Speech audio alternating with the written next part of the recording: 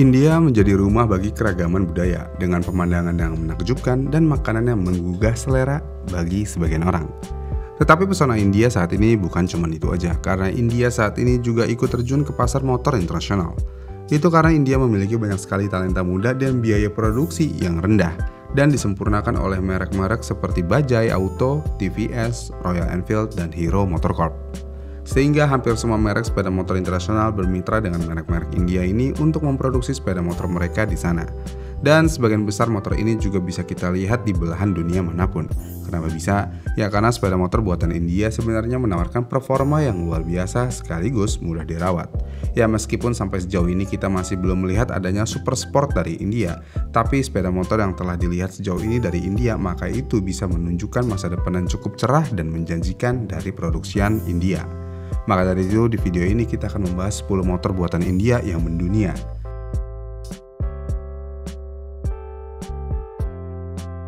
Motor ini memberikan ketajaman dan kegarangan KTM yang dikemas di dalam sebuah motor 200 yang sangat mudah untuk dikendarai. Dan KTM 200 Duke adalah jenis motor yang siapapun bisa mengendarai motor ini, karena bisa dibilang ini adalah motor basic. Ya walaupun ini motor basic, tapi tetap aja KTM 200 Duke bisa menjadi motor yang bisa dipakai buat bepergian atau mempelajari beberapa atraksi.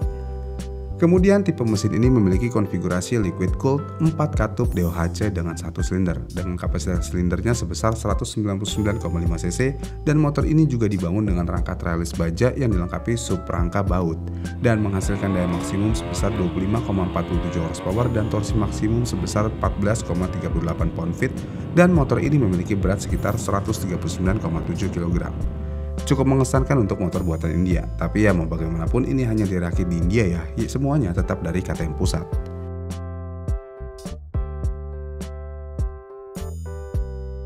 Classic 350 adalah motor yang sangat nyaman buat dikendarai, karena ini akan jadi pilihan kalian jika kalian tidak terlalu peduli dengan performanya, tetapi kalian ingin motor yang bisa dikendarai di dalam kota. Kenapa? Ya karena motor ini bukanlah motor yang mempunyai kecepatan yang tinggi, tapi untuk perkotaan buat apa motor kencang-kencang ya kan? Karena ya nggak bisa ngebut juga. Jadi Royal Enfield 350 adalah pilihan yang tepat. Ditambah dengan siluet klasiknya membuat motor ini begitu nikmat dipandang. Kemudian tipe mesin pada kendaraan ini menggunakan sistem pendinginan udara dengan konfigurasi 2 katup pada 1 silinder dengan kapasitas silinder yang mencapai 350 cc, dan kendaraan ini juga dilengkapi dengan rangka twin downtube spin frame sehingga motor ini mampu menghasilkan daya maksimum sebesar 20 horsepower dan torsi maksimum yang mencapai 26,9 Nm dengan berat keseluruhan sekitar 194 kg.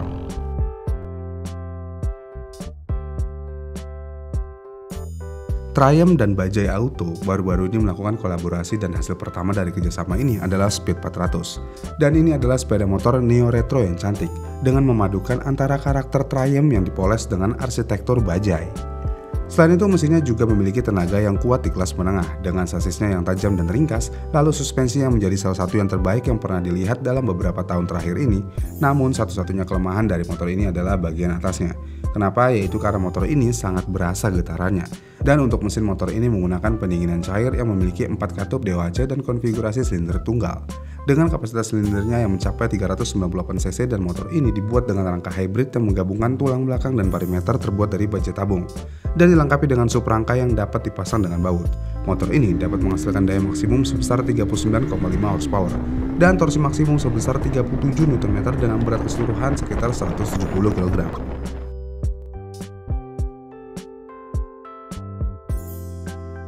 Label GS membawa banyak harapan, meskipun G310 GS mungkin tidak sesuai dengan hype GS. Namun motor ini masih menjadi motor adventure kecil yang luar biasa. Kenapa? Yaitu karena ADV yang ringan ini menawarkan mesin yang gampang untuk dipelajari dan dilengkapi juga dengan pengaturan suspensi yang sangat baik. Dan motor ini juga dapat menangani medan yang berat tanpa takut terjadi bocor oli di mana-mana. Karena itu, maka G310 GS sudah cukup buat memenuhi semua kebutuhan pengendara ADV pemula yang ingin mencoba buat menjelajahi jalanan pedesaan. Kemudian motor ini memiliki tipe mesin konfigurasi 4 katup pada 1 silinder dengan kapasitas silinder sebesar 313 cc dan rangkanya terbuat dari baja tabung, dan mampu menghasilkan daya maksimal sebesar 34 horsepower dan torsi maksimal sebesar 28 Nm dengan beratnya sekitar 169 kg.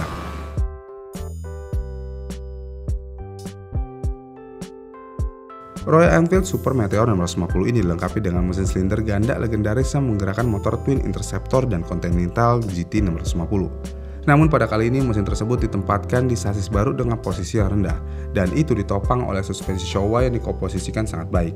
Bahkan hasilnya menjadi sebuah motor adventure kelas menengah yang mudah untuk dikendarai, terutama karena karakter Inggrisnya yang unik. Motor ini menggunakan sistem pendinginan udara atau oli yang memiliki konfigurasi SOHC dan dilengkapi dengan silinder ganda inline. Dengan kapasitas silinder yang mencapai 648 cc, motor ini ditempatkan di dalam rangka berbahan baja tabung. Kemudian motor ini mampu menghasilkan daya maksimum sebesar 46 horsepower dan torsi maksimum sebesar 52,29 Nm. Dan bobot keseluruhannya pun masih dalam kisaran yang wajar, yaitu sekitar 241 kg.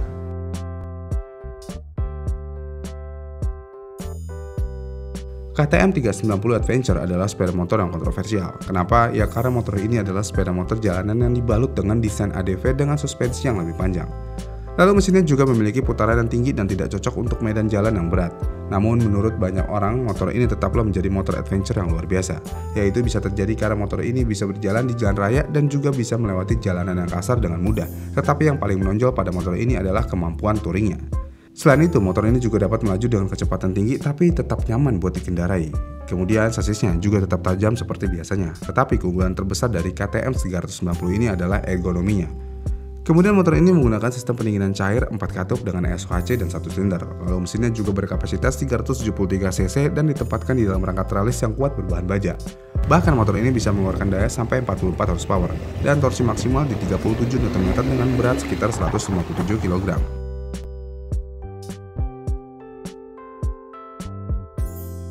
Royal Enfield Himalayan seperti traktor dengan dua roda, itu karena Himalaya terasa sederhana di dalam desain dan konstruksinya, tetapi itu malah membantu kemampuan off-roadnya.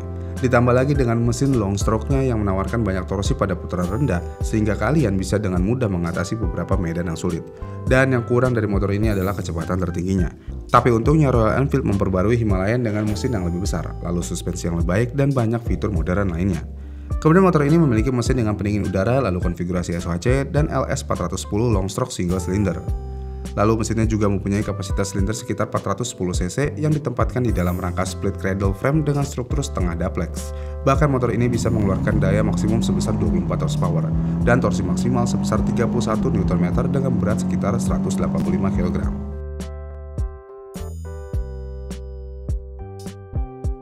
Kemudian India juga memproduksi motor scrambler atau naked yang memiliki mesin putaran cepat dan sasis yang lincah, sehingga motor ini bisa berakselerasi dengan cepat dan mampu mengimbangi motor yang lebih besar di tikungan. Tapi uniknya, motor ini juga menjadi satu-satunya motor buatan India yang tidak dijual di India. Kemudian, motor ini menggunakan mesin dengan pendinginan cairan 4 katup, SOHC dan silinder tunggal berkapasitas 375 cc. Dengan rangka tralis baja tabung dan daya maksimum sekitar 42 horsepower dan torsi 37 Nm dengan berat 147 kg menjadikan motor ini menjadi motor yang luar biasa.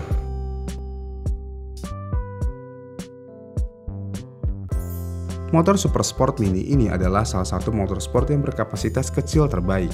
Bahkan ini menjadi nomor 2 setelah Kawasaki Ninja 400. Kemudian fitur utama dari motor ini termasuk suspensi WP Apex yang luar biasa, sasis yang sangat tajam, lalu mesin silinder tunggal dengan putaran tinggi dan ergonomi yang sporty. Kemudian motor ini juga menggunakan mesin dengan sistem pendinginan cair 4 katup SOHC pada konfigurasi silinder tunggal.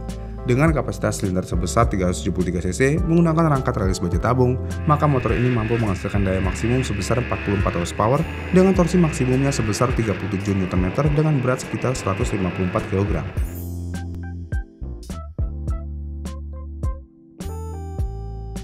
Mungkin bisa dibilang kalau motor buatan India terbaik yang tersedia di luar India adalah si kembar Royal Enfield 650. Kemudian kedua motor ini sama-sama menggunakan mesin twin paralel dengan urutan pembakaran 270 derajat. Dan yang bikin motor ini spesial lagi adalah sasisnya yang dirancang oleh Harris Performance. Dan dengan sasis ini membuat motor ini sangat lincah.